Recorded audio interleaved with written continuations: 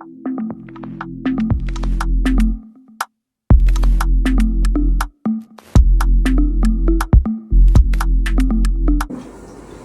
alaikum. This is Umar. Welcome to Deep Dive with Umar. আজকের ক্লাসে সবাইকে স্বাগত। আজকের ক্লাসে আমরা ভূগোলের অত্যন্ত গুরুত্বপূর্ণ একটা টপিক নিয়ে আলোচনা করব। আজকের ক্লাসের মূল টপিকগুলো হচ্ছে অক্ষ, অক্ষরেখা, অক্ষাংশ, দ্রাঘিমা এবং দ্রাঘিমাংশ। আচ্ছা, শুরুতেই যদি আমরা অক্ষ নিয়ে কথা বলি তাহলে অক্ষ আসলে কি? যদি অক্ষের পূর্ণ সংজ্ঞাটা আমরা দিতে চাই, বইয়ের ভাষায় যদি আমরা বলতে চাই, তাহলে বলতে হবে অক্ষ হলো একটি কাল্পনিক সরলরেখা যা পৃথিবীর কেন্দ্র দিয়ে উত্তর মেরু থেকে দক্ষিণ মেরু পর্যন্ত বিস্তৃত। পৃথিবী এই অক্ষের উপর ভিত্তি করে নিজ কক্ষপথে আবর্তন করে। আচ্ছা, এবার যদি অক্ষটাকে আমরা সহজ ভাষায় যদি বুঝতে চেষ্টা করি, আমরা যদি দেখতে চেষ্টা করি, যা সহজ হবে। ওকে, পৃথিবীকে আমরা দুই ভাগে ভাগ করেছি। ওকে,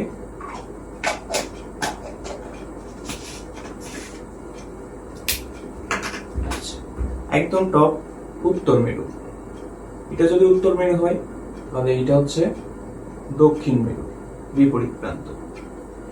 এবার পৃথিবীর এই উত্তর মেরু থেকে দক্ষিণ মেরু পর্যন্ত বিস্তৃত, অবশ্যই বিস্তৃত, কিন্তু সেটা কিভাবে?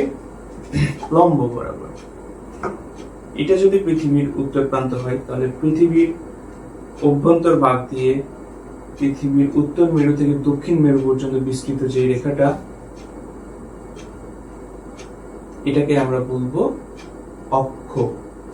শুধুমাত্র অক্ষ, অক্ষ রেখা না বা অক্ষাংশ না, অক্ষ। তাহলে এই মাঝ বরাবর যে রেখাটা যাবে সেটাই হচ্ছে অক্ষ। আমরা জানলাম যে অক্ষ কি, এবার আমরা জানবো অক্ষরেখা কি। অক্ষরেখা হলো নিরক্ষরেখার সমান্তরালে পৃথিবীর পূর্ব পশ্চিমে বিস্তৃত একগুচ্ছ কাল্পনিক পূর্ণবৃত্তাকার রেখা। এই রেখাগুলো নিরক্ষরেখা থেকে উত্তরে ও দক্ষিণে কৌণিক দূরত্ব নির্দেশ করে। আচ্ছা, আমরা তো বইয়ের সংজ্ঞা পড়লাম, এবারে আমরা একটু বোঝার চেষ্টা করি যে এই যে অক্ষরেখা, এই অক্ষরেখা দ্বারা আমরা আসলে কি বোঝাতে চেষ্টা করলাম। আপনারা যদি খেয়াল করেন, অক্ষরেখার সংজ্ঞায় আমরা কি বলেছি? আমরা বলেছি অক্ষরেখা হলো নিরক্ষরেখার সমান্তরালে পৃথিবীর পূর্ব পশ্চিমে বিস্তৃত একগুচ্ছ কাল্পনিক পূর্ণবৃত্তাকার রেখা। এই বাক্যের মধ্যে অনেকগুলো শব্দ আছে যেগুলো প্রত্যেকটাই গুরুত্বপূর্ণ। প্রথমত আমাদের বুঝতে হবে নিরক্ষরেখা কি। নিরক্ষরেখা হচ্ছে পৃথিবীকে উত্তর দক্ষিণে সমান ভাগে ভাগ করবে, অর্থাৎ পৃথিবীর মাঝ বরাবর যে রেখাটা আমরা কল্পনা করি সেই রেখাটাকে বলা হচ্ছে নিরক্ষরেখা। এবার বলা হচ্ছে নিরক্ষরেখার সমান্তরালে পূর্ব পশ্চিমে বিস্তৃত। তাহলে এটা যদি উত্তর হয়, এটা যদি দক্ষিণ হয়, তাহলে এই পাশে হবে পূর্ব, এই পাশে হবে পূর্ব, এই পাশে হবে পশ্চিম। তাহলে পূর্ব থেকে পশ্চিমে বিস্তৃত একগুচ্ছ কাল্পনিক রেখা, যেগুলো কি পূর্ণবৃত্তাকার। আছে পূর্ণবৃত্তাকার দ্বারা আমরা কি বোঝাচ্ছি? পূর্ণবৃত্তাকার দ্বারা বোঝাচ্ছি এই যে এটা যদি নিরক্ষরেখা হয়, এটা যদি পৃথিবীর এই পাশ থেকে ঘুরে এই দিক দিয়ে এই পর্যন্ত আবার চলে আসে, তাহলে এটা একটা পূর্ণবৃত্ত হচ্ছে। সেম এটা ছিল নিরক্ষরেখা, এইটার সমান্তরালে আমরা যদি আরেকটু উপরে যাই, এইটার সমান্তরালে আরেকটা যদি রেখা আঁকি, বৃত্ত যদি, সেটাও একটা পূর্ণবৃত্ত। তাহলে এই যে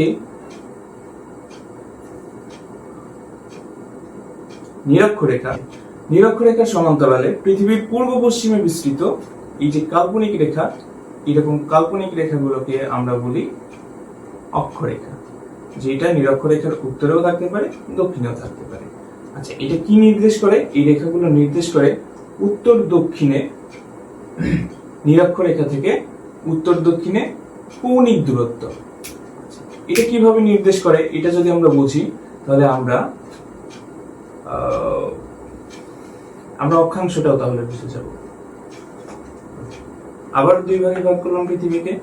এবার চিন্তা করি পৃথিবীর, আচ্ছা পৃথিবীকে আবার দুই ভাগে ভাগ করেছি। এবার চিন্তা করি একদম মাঝ বরাবর, এইটা হচ্ছে কেন্দ্র, এই কেন্দ্রের মাঝ বরাবর, তাহলে এখান থেকে এটা হচ্ছে নিরক্ষরেখা, এই পুরোটা হচ্ছে নিরক্ষরেখার যে বাউন্ডারি সেটা। তাহলে এটা যদি নিরক্ষরেখা হয় চার সাইড দিয়ে, আরেকবার এটা যদি নিরক্ষরেখা হয় এবং এটা হচ্ছে পৃথিবীর একদম অভ্যন্তর ভাগের কেন্দ্র, তাহলে এই কেন্দ্রের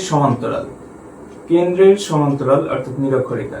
এবং এখান থেকে যদি আমরা চিন্তা করি কোন একটা স্থানের অবস্থান, সেটা এই জায়গা হইতে পারে, উপরের কোন একটা জায়গা হইতে পারে, যে জায়গার কৌণিক দূরত্বটা কিভাবে নির্ণয় করব আমরা, এটা যদি হয় কেন্দ্র, তাহলে কেন্দ্র থেকে সেই জায়গার যে কেন্দ্র, এই দুইটাকে এভাবে সমান্তরালে ধরলে এবং কেন্দ্র থেকে ওই স্থানের কৌণিক যে দূরত্বটা তৈরি হচ্ছে, এই যে মাঝখানে যে কোণটা তৈরি হচ্ছে, এটাকে আমরা বলবো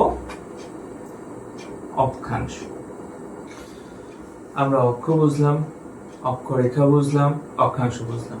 এবার আমরা বুঝবো দ্রাঘিমা এবং দ্রাঘিমাংশ। আমরা যদি আগে সংজ্ঞাটা বুঝে নিই, তাহলে দ্রাঘিমার সংজ্ঞায় বলা হচ্ছে দ্রাঘিমা হলো উত্তর মেরু থেকে দক্ষিণ মেরু পর্যন্ত বিস্তৃত একগুচ্ছ কাল্পনিক অর্ধবৃত্তাকার রেখা। এই রেখাগুলোর নিরক্ষরেখাকে লম্বভাবে ছেদ করে। মূল মধ্যরেখা হলো 0 ডিগ্রি। এখানে যেটা বলা হলো সেটাকে যদি আমরা সহজে যদি বিশ্লেষণ করতে চাই, বা আমরা যদি এটাকে বুঝতে চাই যে কি বলা হলো, এর আগে আমরা পড়েছিলাম অক্ষরেখা। অক্ষরেখাটা ছিল পূর্ণ বৃত্তাকার। এবার বলা হয়েছে দ্রাঘিমা রেখাটা অর্ধবৃত্তাকার। আচ্ছা, অর্ধবৃত্তাকার। আর কি বলা হয়েছে? আর বলা হয়েছে উত্তর মেরু থেকে দক্ষিণ মেরু পর্যন্ত বিস্তৃত। অক্ষরেখা ছিল পূর্ব থেকে পশ্চিমে বিস্তৃত, এবার উত্তর থেকে দক্ষিণে বিস্তৃত হচ্ছে আমাদের দ্রাঘিমা। তাহলে উত্তর যদি এটা হয়, এটা যদি দক্ষিণ হয়, তাহলে উত্তর থেকে দক্ষিণে বিস্তৃত এবং অর্ধবৃত্তাকার। আগের বার ছিল বৃত্তাকার, অক্ষরেখা ছিল বৃত্তাকার, এটা ছিল এই পাশ থেকে এই পাশে ঘুরে আসবে। কিন্তু এবার কি হচ্ছে, এবার দ্রাঘিমা হচ্ছে অর্ধবৃত্তাকার, অর্থাৎ এখান থেকে শুরু হবে, উত্তরে শুরু হবে, দক্ষিণে শেষ হবে। গতবার ছিল অক্ষরেখা ছিল পূর্বে শুরু হবে এবং ঘুরে আবার যে জায়গায় শুরু হয়েছিল সেই জায়গায় ফিরে আসবে, কিন্তু এবার আর উত্তরে শুরু হয়ে উত্তরে ফিরে আসবে না, উত্তর থেকে দক্ষিণ মেরু পর্যন্ত বিস্তৃত থাকবে। তাহলে এটাকে আমরা বলছি দ্রাঘিমা। কয়টা জিনিস আমরা বুঝলাম দ্রাঘিমাতে? একটা হচ্ছে উত্তর থেকে দক্ষিণে বিস্তৃত, আরেকটা হচ্ছে অর্ধবৃত্তাকার। আচ্ছা, এর আগে আমরা যেমন পড়েছি অক্ষরেখা, সেই অক্ষরেখাগুলো নিরক্ষরেখার সমান্তরালে এবং একাধিক, এই সমান্তরালে অসংখ্য অক্ষরেখা আমরা কল্পনা করেছিলাম। এবার সেম উপায়ে আমরা এই যে দ্রাঘিমার রেখা যেটা আঁকলাম, আমরা যে দ্রাঘিমা আঁকলাম উত্তর থেকে দক্ষিণে, সেম এইরকম অসংখ্য দ্রাঘিমা আমরা কল্পনা করি। যদিও অসংখ্য না, এটাকে আমরা 180 ডিগ্রি পর্যন্ত কল্পনা করি। 180, এদিকে 180, মোট 360 ডিগ্রি।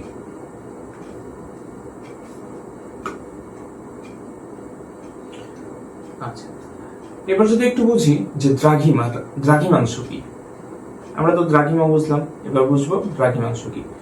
এই যে এতগুলো আমরা দ্রাঘিমা দেখলাম, দ্রাঘিমা রেখা দেখলাম, এই দ্রাঘিমা গুলোর মধ্যে একটাকে আমরা মূল মধ্যরেখা ধরি। এই দ্রাঘিমা গুলোর মধ্যে একটাকে আমরা ধরি মূল মধ্যরেখা, যেটাকে বলা হয় গ্রিনিচ মানমন্দিরের উপর দিয়ে গেছে। এবং সেটার মান যদি আমরা 0 ডিগ্রি ধরি, তাহলে এর আগের বার আমরা যেমন কোণ উৎপন্ন করেছিলাম, যে কোণটা ছিল নিরক্ষরেখা থেকে কোন স্থানের, পৃথিবীর কেন্দ্র বরাবর নিরক্ষরেখা থেকে কোন স্থানের কৌণিক দূরত্ব, এবার হবে মূল মধ্যরেখা, অর্থাৎ গ্রিনিচ মানমন্দিরের উপর দিয়ে যে দ্রাঘিমা রেখাটা গেছে, এটাকে কেন্দ্র করে এইটা থেকে পূর্বে বা পশ্চিমে কোন রেখার, অন্য যে দ্রাঘিমা রেখাগুলো আছে এগুলোর কৌণিক যে দূরত্ব, এটাকে আমরা বলবো দ্রাঘিমাংশ। আশা করি সবার কাছে ক্লিয়ার হয়েছে বিষয়গুলো।